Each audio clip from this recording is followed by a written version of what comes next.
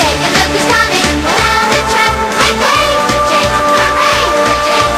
Shiny, shiny paint with the jet black stack. Make way for Jake, hooray for Jake. He's the real splendid engine.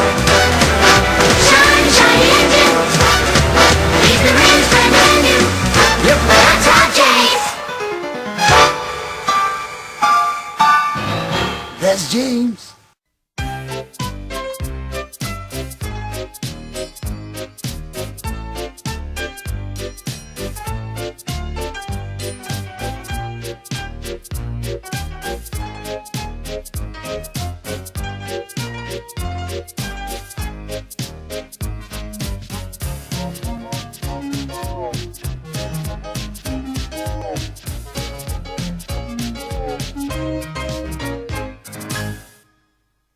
Bertie the bus was giving some visitors a tour of the island of Sodor.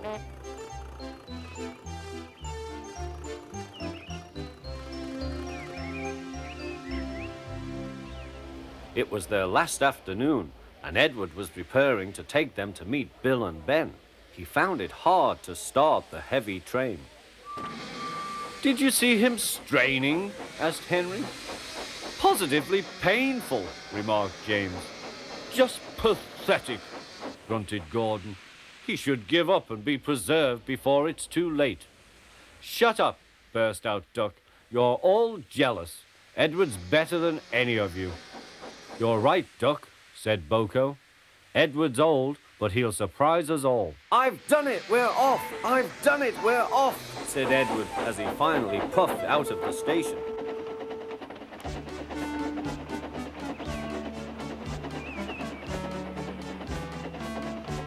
Bill and Ben were delighted to see the visitors. They loved being photographed. Later, they took the party to the China Clay Works in a brake van special.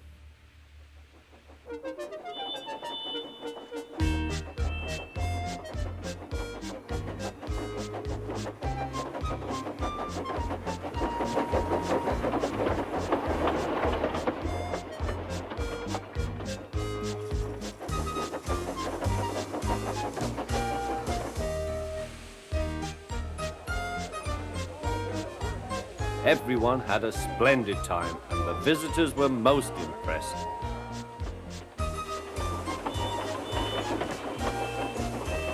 Then Edward took the visitors home.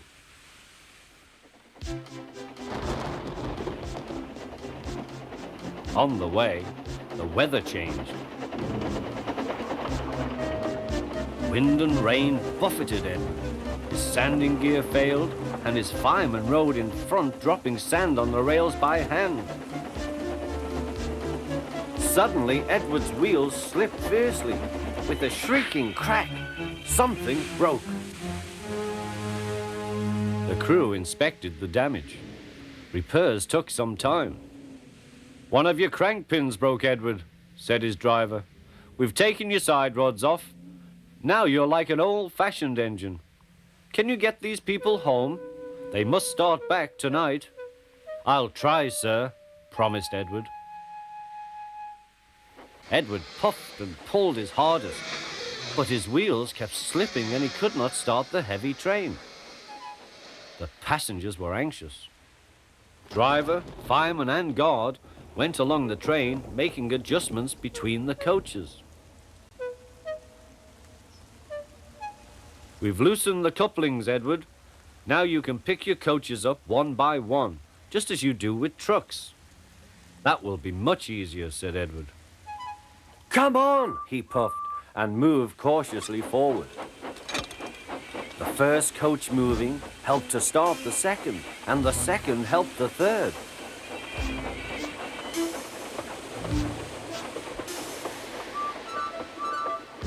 "I've done it! I've done it!" puffed Edward. "Steady, boy," warned his driver. "Well done, boy. You've got them! You've got them!" And he listened happily to Edward's steady beat as he forged slowly but surely ahead.